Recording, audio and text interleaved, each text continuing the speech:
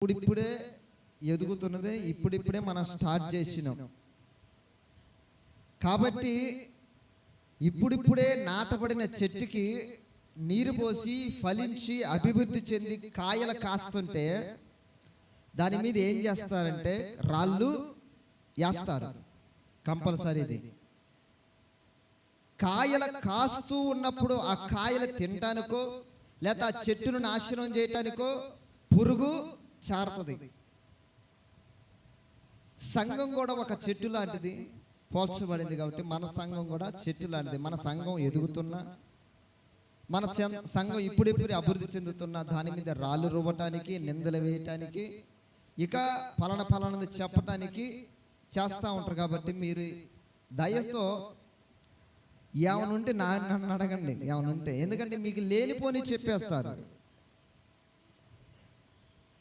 ఆ వచ్చే నలుగురినైనా పోగొట్టాలి, ఆ వచ్చేవారిని చెడగొట్టాలని ఆలోచన కొంతమంది ఉంచుతారు. అనే ఆలోచనతో ఇప్పుడు చెప్పడం జరుగుతుంది. తప్పుగా అనుకోవద్దు.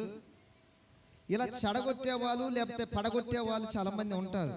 మనం పడగొట్టే వాళ్ళం కాదు, కానీ దేవునిలో నిలబెట్టే వారి ఉన్నాం మనం. హల్లెలూయా. కొంతమంది పడగొడతారు. ఆ మనుషులను పడగొట్టాలి, ఆ మనుషులు ఎలాగైనా భక్తి నుంచి దిగజార్చాలి ఆలోచన కలిగి కొంతమంది ఉంటారు. కానీ మన ఉద్దేశం ఏమిటంటే దేవునిలో అతను నిలబెట్టాలి, దేవునిలో అతను నిలబెట్టి తన కుటుంబాన్ని నిలబెట్టి దేవుని అభివృద్ధి పదంలో వెళ్ళాలి అనే ఆశ కలిగి మనం ఉంటాం. అలాగ నడుస్తున్నప్పుడు కొంతమంది మన మీద తప్పుడు ప్రయోగాలు చేయొచ్చు, తప్పుడు ప్రచారాలు చేసి ఉండొచ్చు. మన ఫలింపి జీవితాన్ని, మన ప్రవర్తన చూసి అయినా సరే మనము ఆగకూడదు. ప్రియ సహోదరులారా, ఇది మందిరం కట్టబడి సంవత్సరం కూడా కట్టల్లా. నేను అనుకోలేదు ఇల్లు కూడా కట్టుకుంటున్నానని. ఇది ఎవరు మనకి ఇచ్చింది కాదు. మేము కష్టపడి నా చేతులతో కష్టార్జితాన్ని నేను ఆర్జించి మందిరాన్ని కట్టుకోవాలని ఆశ కలిగి ఉన్నాను. చాలా మంది అంటుంటే విన్నాం, ఇలా మందిరాన్ని కట్టుకోరా పాస్టర్లు ఒక ఊర్లో అమ్మడి తిరుగుతారు, 100, 200, 1000 అడక్కొచ్చుకొని కట్టుకుంటారని అంటుంటే, చీ, ఒక పాస్టర్ అయ్యుండి లేకపోతే ఒక బోధకుడు అయ్యుండి ఇలా తిరిగి అడుక్కోవటం ఏంటి అని నేను కష్టపడి సంపాదించుకున్న పోగు చేసుకొని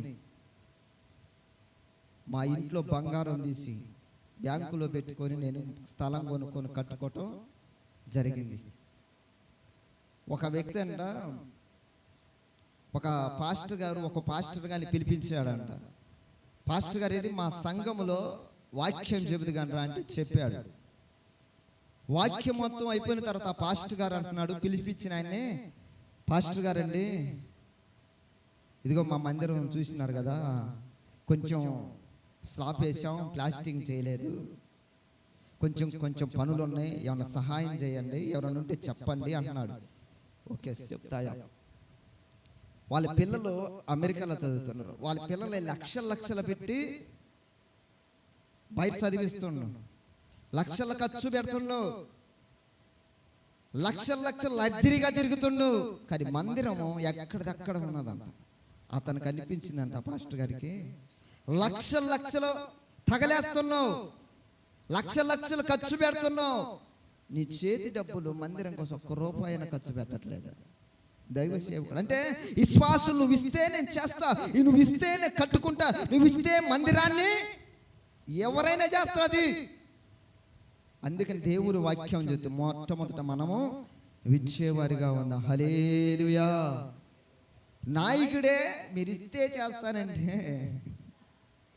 కాబట్టి ప్రియ సేవకుని ప్రజలారా, మందిరం ఆ ఇల్లు కూడా కట్టుకోవడానికి కారణం, ఆ ఇల్లు కూడా కట్టుకోవడానికి ఎవరో మనకి ఇవ్వలేదు. మీకు చెప్పొచ్చు, ఎవరో ఇస్తారు మీకు వాళ్ళకని. ఎవరు తప్పుగా అనుకోవద్దు. మనకెవరు ఎట్లా పట్టుమంటూ 10 మంది లేరు మందిరాల్లో. ఈ 10 మంది మందిరానికి మనకి ఎవరన్నా ఇస్తారా? సుధాకర్ అన్న, 10 మంది కూడా మనం లేవు. ఈ చిన్న మందిరానికి ఎవరన్నా డబ్బులు ఇస్తారా? ఇచ్చే మాట అంటే చెప్పండి. వీడియోలు తీస్తున్నా, ఈ కెమెరాలు ఏదో యూట్యూబ్లో వాట్సాప్లో పెట్టుకోవడం, స్టేటస్ పెట్టుకోవడానికి వీడియోలు తీసుకుంటున్నా. దాన్ని కూడా మీరు తప్పుగా అనుకోవద్దు. వీడియోలు తీసుకుని ఎవరికైతే ఎవరో డబ్బులు ఇస్తారంట. మరి ఏమన్నా ఇస్తే చెప్పండి. కుర్చీలు ఒక 30 కావాలి. యాంప్లిఫైయర్ ఒకటి కావాలి, ఫ్యాన్లు ఒక 2 కావాలి, సౌండ్ సిస్టమ్ బాగాలేదు, కుర్చీలు కావాలి, సోఫాలు ఎవరైనా పెద్దలు వచ్చి కూర్చోబెట్టుకోవడానికి, కనీసం ఒక ప్యాట్ కావాలి, 1 లక్ష రూపాయలు ఖర్చు అయింది. మరి ఏమన్నా ఉంటే చెప్పమానండి ఎవరన్నా ఉంటే కదా. కాబట్టి డబ్బులు ఈజీగా రావని గుండా ఆయన అన్నాడు. ఒక ఆయన అన్నాడు, డబ్బులు ఈజీగా రావు. డబ్బులు ఈజీగా ఎవరైనా ఇస్తారా? ఎవరు ఇది అపోహ. కాబట్టి ఎవరు అలాంటి వదంతులు నమ్మొద్దు. అంటే ఎలాంటి ప్రచారాలు చేసే వాళ్ళు ఉంటారు, నా గురించి మన గురించి ఇక్కడికి వచ్చే వాళ్ళ గురించి, మీరు అలాంటి వాటిని నమ్మొద్దు, అలాంటి వాటిని గురించి పట్టించుకోవద్దు. నేను అలా చేసేవాడిని అయితే ఇక్కడ దాకా రాలేను. ఏమనుంటే నన్ను డైరెక్ట్గా అడగవచ్చు, అబ్బా ఏంటంట అంటే నేను చెబుతా దానికి జవాబుదారి. కాబట్టి దేవుని యొక్క వాక్యాన్ని శ్రద్ధగా విందాం. మీరు తప్పుగా అనుకోవద్దని నా గురించి ఈ మాటలు చెప్పడం జరిగింది. ఎందుకంటే ముందు రోజుల్లో చెప్పొచ్చు మన గురించి అనే ఆలోచనతో ముందుగానే చెప్తున్నా. మనకెవరు రూపాయి పైసా ఇచ్చిన వాళ్ళు కాదు. నిందలేసే వాళ్ళు కూడా మనకు సహాయం చేసే వాళ్ళు కాదు. నిందలేసే వాళ్ళు, రాళ్ళేసే వాళ్ళు, ఎరువేసిన వాళ్ళు కాదు. చెట్టుకి దానికి డబ్బులు ఇచ్చి సహాయం చేసిన వాళ్ళు కాదు. మన మీద నిందలేసే వాళ్ళు కూడా మనకు డబ్బులు సహాయం చేసిన వాళ్ళు కాదు. కాబట్టి అలాంటి వారి గురించి మీరు భయపడద్దు. ఒకవేళ అలాంటి వారు వచ్చి మిమ్మల్ని అన్నా ఏమనంటే చెప్పా, ఆ అబ్బాయికి చెబుతా ఇప్పి అనండి. హల్లెలూయా. వారి చిత్తమైతే మన సంఘం అన్న బాగుపడదాం. హల్లెలూయా. అయితే గత వారం మనం